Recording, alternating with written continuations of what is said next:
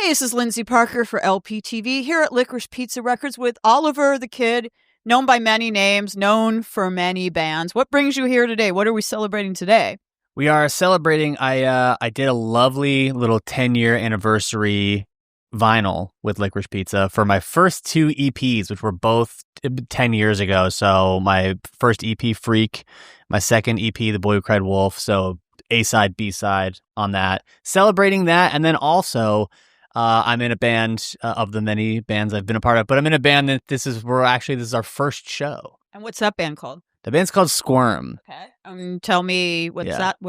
You're in a lot of bands. Yes, you have been in other bands. And before we go any further, should I call you Bryan or Olivver? Either one. It doesn't matter. So you don't have a preference? No, I don't have a preference. No. All right. Well, since this is an Olivver Kid bill performance, I'll call you Olivver. Cool. But yeah, tell me about Squirm. Yeah, Squirm is a 3-piece. We have 2 EPs out. The first one is we recorded live to tape in San Francisco, and it was sort of me and a couple other musicians finding our love again for like jamming and playing music live and writing music live instead of in a studio. And then our second EP just came out, and we're playing this. We're playing Echo Park Rising. And it's kind of just like, it really is like for fun in the best way of like, let's do all the things that maybe we want to do, but we're scared of in other situations because of limitations, or will people like it, or is this, that, and just kind of do whatever we want. So this is a jamming situation. Are you singing or drumming? Because you Yes. are also known for drumming. You started as a drummer. Are you drumming Squirm or singing Squirm, or both? Or do you do the Don Henley, Andy Sturmer from Jellyfish thing? I've been thinking about that lately because I've been re-listening to Brian Setzer Orchestra, and I was like, I should get a stand-up drum set. But no, I'm like playing Slim Jim Phantom, our friend of Licorice Pizza. But no, I'm playing a baritone guitar and singing, and then Drew Brooks is on bass. He plays with PD USA, and then Nick Sir is on drums, and he's done a lot over the years. He's played drums for K-Flay. He was in a band called Tempo Slow. Mm-hmm. Yeah. Okay, so the Freak album, Freak EP, Yes, that came out 10 years ago. Yeah, that one actually came out 11 years ago now, and then The Boy Who Cried Wolf came out 10 years ago. So 11 years ago, if I'm doing my math right, one of the many bands you famously were in was The Neighbourhood. Yes. And that was around the time, I guess, you left The Neighbourhood. Am I right? Yeah, I think I put that EP out, less than a year after having left. Probably 6 months-ish. Yeah, So 2014. Did you leave The Neighbourhood for the kind of cliche creative differences? Because you wanted to, we're drumming in that band. Like, you wanted to, like, do your own thing. Like, those things happen close together. So it probably wasn't coincidental. I don't think it wasn't necessarily, that wasn't the reason, but I do think that helped soften the reason. I think knowing that after that band, I had stuff that I've always been working on, even when I was in high school or college, making music under the name The Next Macbeth and all this stuff. But I never, a lot of names. I know, I never even put anything out with that name, but like I always had it in me to do that, and I always wanted to do that, whether it was on the side or the main thing.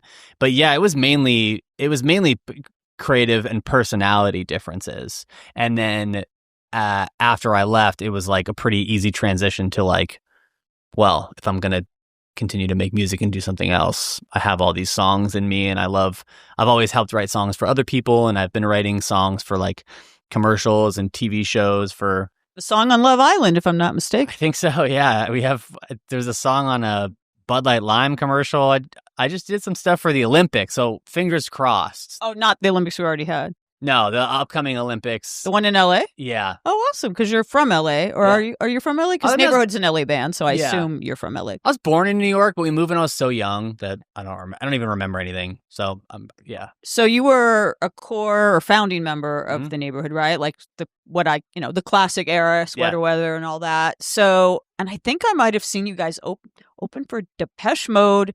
Wow. At South by Southwest in like a club. Do you remember that? I assume you would remember that if you were there. Not only do I remember that, no ill will towards Depeche Mode, but we played 2 songs, and then 2 or 3 songs, and we stopped, and we didn't even play our big hits at the time because our sound was limited so low that we could hear the crowd like talking, and no one kind of cared. And then like we didn't have enough inputs, and like they didn't give me a drum rug, and it was South by, so we were just kind of like run and gun. So my drums are sliding all over the place, and we kind of played a couple songs and looked around, and we're like, let's just fucking go. Nobody cares. Everybody's here for Depeche Mode. Okay, because I was there. Yeah. And for the record, I wasn't talking over you. I was in the front row, so you would have noticed if I had. It would have been rude. I worked for Yahoo at the time, which like sponsored that. Hell yeah. And everybody was hitting me up for tickets. But anyway, you were a very new band, because I remember at the time, Super like new, not really knowing who you were and thinking, wow, that's like a prime thing for a prime spot for you guys. I don't remember it being that short a set, or if we were in trouble, or we were in trouble with Columbia. They were immediately, everybody except for our A&R thought it was cool. He was like, that's cool that you did that. But everybody else was like, you didn't even play the song. What? Sweater Weather or Female Robbery? At that time, I think it was still Sweater Weather, yeah. But yeah, we were in a little bit of trouble. That was our attitude at the time, was just like, fuck it. I don't know. It's cooler that we didn't. Same thing with when we were doing the late night circuit, and Jay Leno wouldn't put us in black and white, but everybody else would. So we said no to doing Jay Leno because he wouldn't do it. And that was a similar thought process of like, it's cooler that we don't do it than do it and like compromise. Well, Jay Leno has lately shown that he seems like he kind of sucks. So. Literally, yeah. There you go. You know, we were seeing the future back then, yeah. So despite all these kind of things that would maybe happen, obviously Neighbourhood was having a really good run. You had this song that was like all over K-Rock, probably still is all over K-Rock. Yeah. And I don't know how much you want to go into it, but you know, there'd be some people who around 2014, when you choose to leave, would be like, what are you doing? Like, this is a great situation you're in, but you chose to become Olivver the Kid or the next Macbeth or whatever. I guess I don't know how much of this is technically out there because I haven't talked about it a lot, but I didn't quit.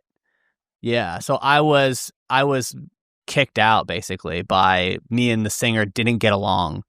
And for a long time, it was me trying to find a bridge between him and the other guys. And I was kind of playing the middleman, and I was hearing these guys out while trying to be friends with him and hear him out, and getting so involved and trying to be everybody's therapist and having maybe over empathy in hindsight, I think led to me getting too involved in people's stuff. And eventually, me and him to this day don't get along. So seems like you took the high road, though, because I was not aware, like you said, of that situation. You didn't badmouth the band or him. So. I've actually never because even when we toured, we would tour with like Paul Banks, and it was like Paul Banks of Interpol and stuff like that. And that was a route that, you know, people always told me I could take, or like that's why I've never really like talked about it, or like I've never like have tried to use it for my gain. I've always, even with my solo stuff and everything else, I've always just like been like, I want this stuff to do well and flourish because of me and because of my creativity, and not because of the situation that I came from. So is that the reason why not only did you not bill yourself as of the Neighbourhood, but you go by a totally different name in your solo career? Probably. I think I probably would have done a pseudonym anyway. I think Bryan Sammis is like not that good. It's also BS.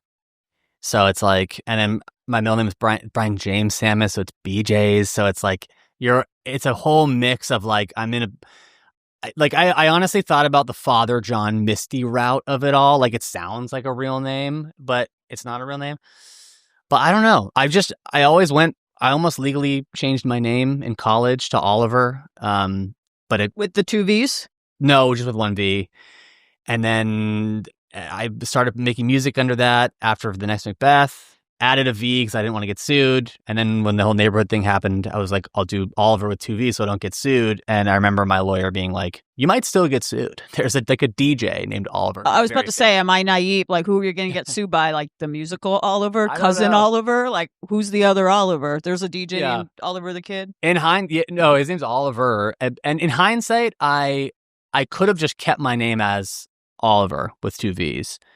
But I think I was being overly careful. And I was just like, oh, I'll add something. And I added like I was thinking like Billy the Kid. Like you know, I was like, I'll be Olivver the Kid.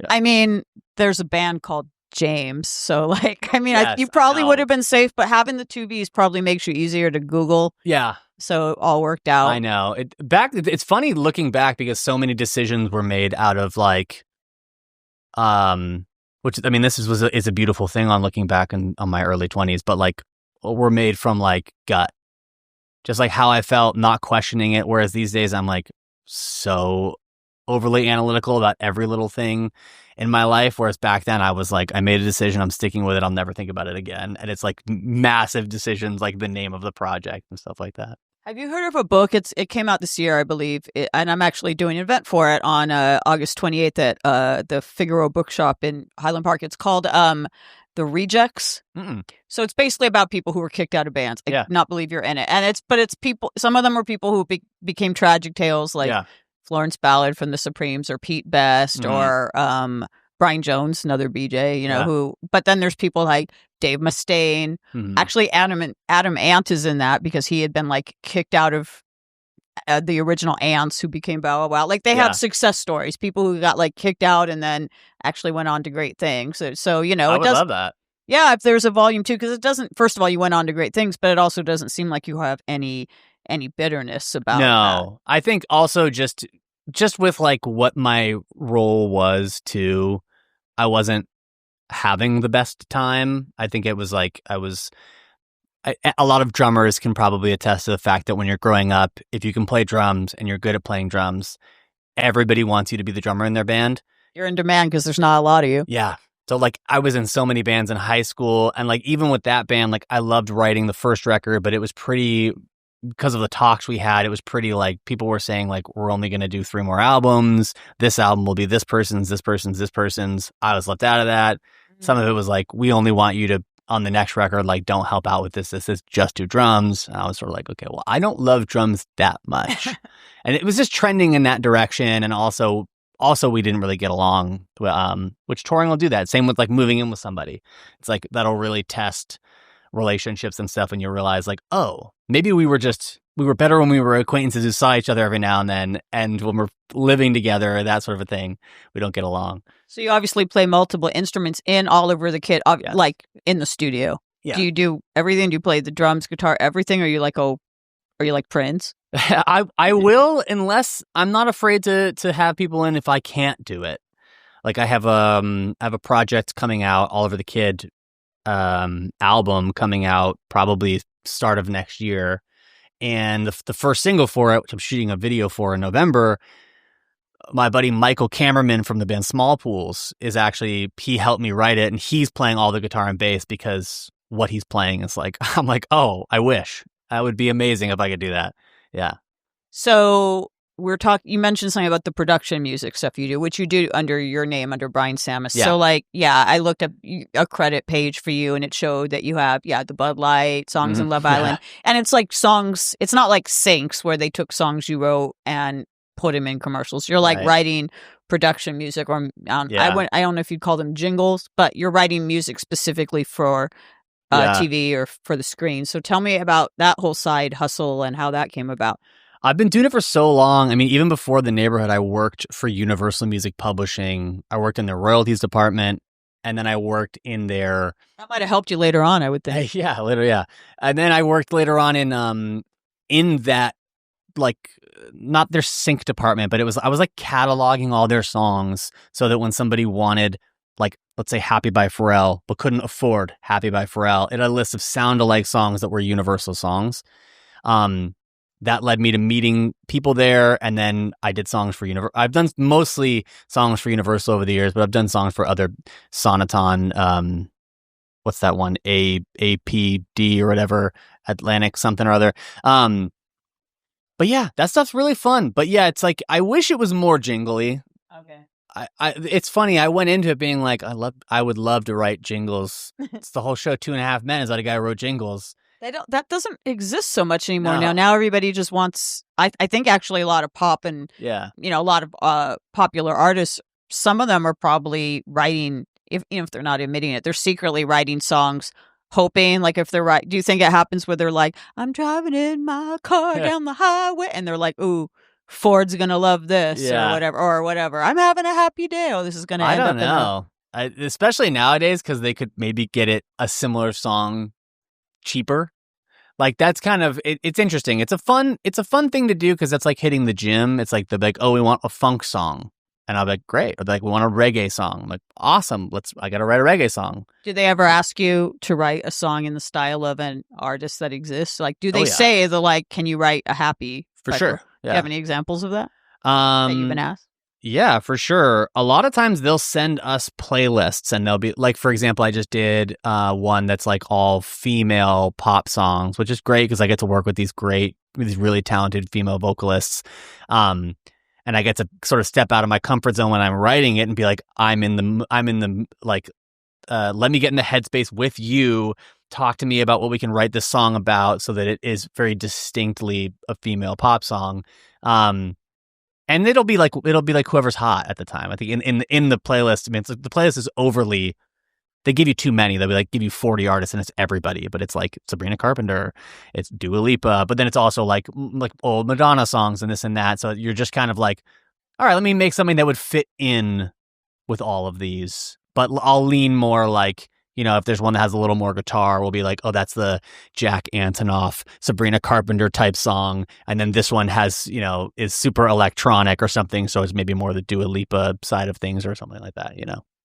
Have you ever had a meta moment where anyone said, like, we want a song like Sweater Weather by the Neighbourhood? And you're like, actually, I could probably do that. I did a fairly successful album one time for this company overseas called Sonaton. And it was I remember the two main people for it were like the Neighbourhood and 1975, and we crushed it. I mean, the guy I worked with on it, it was like they wanted a full album of it. There were like 12 songs, and when we were done with the album, we were like, should we keep this? Like, this is kind of fire. Like, we kind of cooked, and like I don't sound like either of them, so it sounds different, and like I have my own flares and things I'm not as good of as certain of those guys that I can't do, and things I'm better at, and you know, our own taste put in, but we were just listening to it. We're like, this is rad. And then we gave it to them and it's been used a ton over the last decade. So hilarious. Well, all of this stuff must be really great for like just as exercises for your songwriting chops. Like you are in like, you know, you have Olivver The Kid, you have Squirm, you have another band. I don't know if they still exist. La Bouquet. You're still in La Bouquet? La Bouquet, I think we Drew, who's in this band, was in La Bouquet with me, and we went on hiatus a couple years ago. Who knows if we'll ever return, but yeah. But you have a lot of projects going on and they're all a little bit different, I assume. So like it's probably good for your songwriting that you do that. It's almost like going to songwriting camp and being like your homework assignment is write a funk song, write a Sabrina Carpenter song, write a 1975 song. How has that helped you when you make your own music? It's really helped. It's really helped, especially with doing the things that I know intrinsically I want to do, because doing that stuff, you know, I'm working with other people on them, and we're not getting the pay for that stuff is not like astronomically good. So it's like it's a lot of times you're kind of like first thought, best thought. So it's like, oh, how about this? And somebody like, cool. But we're not going to sit here all day over this like thing that like might not even get used, and so we'll just go with it. And it's like, that stuff is fun and it's like hitting the gym, but it's not fruitful for your soul. It's fruitful in the sense that I'd rather do this than any other job in the world, but it's not scratching that itch that writing your own song and writing your own lyrics and performing your own stuff can have. And did you say you write for other artists as well? I have. Who have you written for? I did a couple of songs with Devin Baldwin, which were awesome. I love those songs. I've written some stuff with Skizzy Mars and G-Eazy, like some rap stuff. My buddy Jez Dior, who does hip hop stuff. I've done a lot of EDM stuff over the last couple of years. So I've written some stuff. Said the Skies album, Sentiment. I'm featured on like 3 of the songs, but there's like 4 other ones that I wrote and then I'm not singing on. There's like the one with Motion City Soundtrack, one with We the Kings, I forget who else, but one with Little Lotus. But yeah, like the EDM world is cool, like writing stuff that other people sing, and yeah, it's fun. Have you or do you want to write stuff for like film composing? I mean, the obvious is, you know, Johnny Greenwood for Radiohead, or of course Trent Reznor, who's won literal Oscars for it. But there's other people. Like I saw just the other day that like the guy, remember that band Louis the 14th? Like he does a bunch of stuff. Yeah. guy from Pop Will Eat Itself does a bunch of Mhm. stuff with Darren Aronofsky, and like it seems like a thing that maybe artists, as they maybe get tired of touring Mhm. or just don't want to do the grind of promotion and putting out an album and Yeah. whatever, they kind of, if they have the chops for it, they'll go into that world. Yeah. I would love to do that. I know my strengths and I know my weaknesses, and I would need an Atticus Ross to do that. I would need someone else with me. I'm not the kind of person to produce stuff from home by myself. I love collaboration. That's why I'm in so many bands all the time. I love even the stuff that I do for even that commercial stuff. Like they hire me and I could just do it myself at home and whatever, but I know I'm better when I work with other people, and it's so much more fun, even if it means splitting money, whatever. So I just know that I would love to do that. I've looked into it a bit, but yeah, I would just I think I'm just waiting maybe for the right partner to come along. I think Said the Sky, the DJ, we've chatted about it. He does some great trailer work. I did a trailer thing with him that for this Amazon thing that ended up not getting used, and that was a great little dipping my toe into it and being like, ooh, I could really see this. But yeah, I would need someone like him to work with, and yeah. Well, you say you know your strengths and weaknesses, so I guess you've said your weaknesses are maybe on the production side of it, I guess. What are your strengths? Definitely songwriting, and if there are lyrics, which a lot of times in soundtrack stuff there's not, so sometimes that's tough. But lyrics, also I'm just really like, I'm not precious about ideas, but I always have ideas. I think very quickly in the studio, which is a superpower at a certain point, like to be able to make a decision and be like, that's the one. Mm-hmm. To like look at them and go, that's the one. I've been in too many bands and sessions where you'll do that, decide for 4 days, and then you guys have killed the joy of it and you've never put it out because you've just gone over and over and over again. So I think just having ideas, working quickly, but not being precious of them, and sort of working with other people's ideas. I can play a little bit of everything. So if somebody plays something and I hear a note, I can play and add the note and say like, do we like that? That's like a little additive thing. Obviously percussion, because I play drums. So even when I'm playing guitar or singing, I'm always thinking about what are the drums doing. Yeah. So we're here, among other things, we're celebrating the 10th anniversary of Freak. Mm-hmm. Was that your first thing as Olivver the Kid, or your first thing post the Neighbourhood? Mm-hmm. How does it feel to revisit that now, like to read the lyrics, or even just to be like how musically you've evolved since then? It's funny. There is something to like, I mean, this is why so many people love bands' first albums, is there's something to like the being naive and going in and making music, and like, you know, they say you have your whole life to write your first album and then 6 months to a year to write your next one or whatever. And so I think listening back to it's funny because I'm like, oh, that's such a novice choice I made, but that's what's good about the choice that I made in that moment. Or like, I didn't even know I was making a choice. I was maybe like limited by like what I could do. And I don't know, there's something really, I go back and listen to it sometimes on like drives, and like it really does. Those first 2 EPs bring a smile to my face because I'm like, I was winging it like for real. And I don't know. Are you playing? I assume you're playing some of that material tonight, right? During the acoustic set. Right. Yeah, I'm only playing a couple acoustic songs, so yeah. So do you regularly play those songs live, or is this a rarity? I honestly don't play many shows. I don't play live that often anymore. I mean, I did. Thanks for coming here to do it. Why is that? I did the bands pre-COVID. I was in a band called Bouquet that we played a ton of shows. I was in a band called 1990 Nowhere, which we did a big tour with Angels and Airwaves and Bad Sons a couple years ago. And then I was touring with the EDM circuit, singing the songs I wrote with those guys and playing guitar. And then touring has kind of changed, and touring has become an endeavor that is not financially viable anymore, especially for an independent. I've never been on a label as Olivver the Kid. I've only had a manager for a short period of time. Everything I do is DIY, and I have made touring happen, but it's like even before COVID, it was like I kind of had to work my ass off to make money, And you back then you could actually make some money touring even that way. But now it's like, even 1999 before we broke up, we had an opportunity to tour with Neon Trees. And it was like, because of our situation at the time, we were going to have to hire guys to come out with us because it was just two of us. And we were going to have to rent a van, and we were like plotting it all out. And we're like, damn, unless we kill on merch, like we'll be lucky if we break even, you know? And that's a great tour. It's a sold out tour with an amazing band. And it's just the financials of being in a small band these days are unfortunate.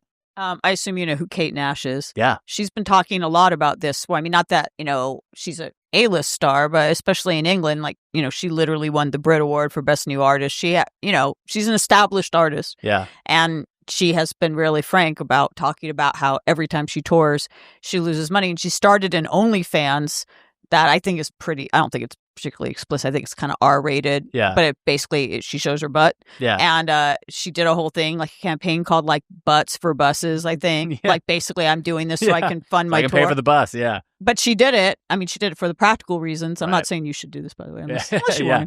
want. But she also did it to bring awareness, like, hey, look, I actually make more money from this OnlyFans where I'm not even, like, I'm showing my butt in a thong than I am from going out on the road and doing what I really love. And she's like, I'm paraphrasing what she said, but she was like, if I can't do it when I actually like have a decent following, how can like a brand new band that doesn't have a label like ever do it? It's kind of like weird because I think when you were at the Neighbourhood, I feel like you kind of came in on the tail end of the touring being a thing you could do.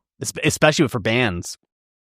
A lot of times I look after that and I'm kind of like, who are the big bands that came after that time period where it was like we were on tour with the 1975 and stuff, but like right after that, it was like that whole being in a band market not only took a hit, but like changed. Like a lot of bands nowadays are really like a guy and then like hired guys behind him, or like two guys, like hired guys behind him. So we totally came in on the tail end of that, but she's completely right. Yeah. I mean, it's sad because I'd love to tour, but it's like not only would it be a schlep, but it would be non-profitable also. And it's like, I could rough it if we were going to make some money, but I can't rough it and not make money. Like one of out of the trifecta of like, are the shows good? Are we roughing it? Are we making money? I gotta have two.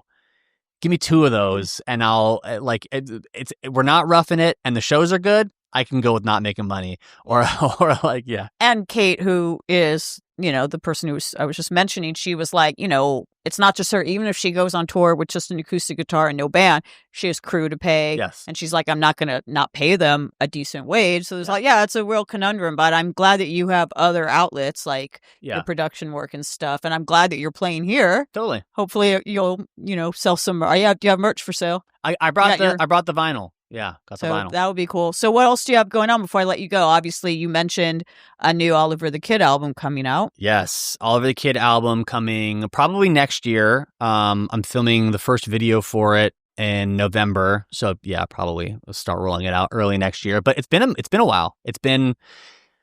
I've released music this year and I released music last year, but no albums. I just did the 10-year anniversary last year, 10-year anniversary this year with the vinyl. So that'll be the first time in 3 years, basically, that I'll have had an album come out next year. And it's already done. It's great. I love it. I'm excited to hear. What about Squirm? Do they have music coming out, or is it too soon? Too soon. We put out an EP. If you guys want to check it out, by the way, it's the acronym is Squirm. Our band name is a very interesting choice, where it is the acronym. Our band name is Smiling Quietly Underneath Internal Radical Melancholy. So if you remember Smiling Quietly, you'll find us. But it's kind of like Homer Simpson, smiling politely. Do you know that reference? Of course, okay. Yes, yeah. But we have 2 EPs out, and then we might also be recording end of the year for another EP. But we'll see. We're just kind of having fun with it. So whatever comes with this, as long as it's fun, we'll always make that choice, because everybody's got. Drew plays bass with Petey. Nick is also a full-time barber, has no barbershop. I got my own stuff. So as long as the stars align and we're having fun, yeah. Well, I will smile quietly and ask you one last question. Yes. Now you've said that. Why that name? Yeah.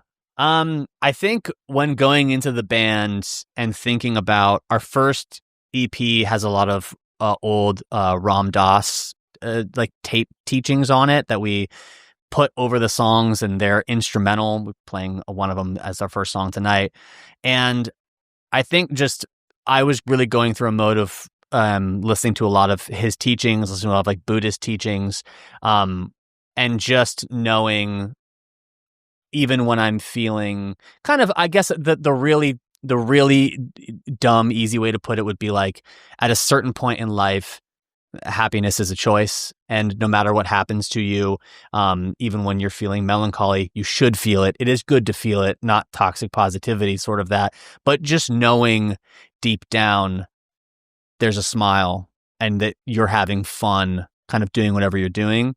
But I also think in that, the name also it evokes, some sort of exactly. Yeah. There's like almost like a creepiness or like a darkness to it that a lot of our sonics feel. And there's that balance of that in the lyrics as well. So, I don't know. Well, I am excited to see them and you. I might be smiling loudly. Please do. That looked crazy just Please now. do. I'll be smiling.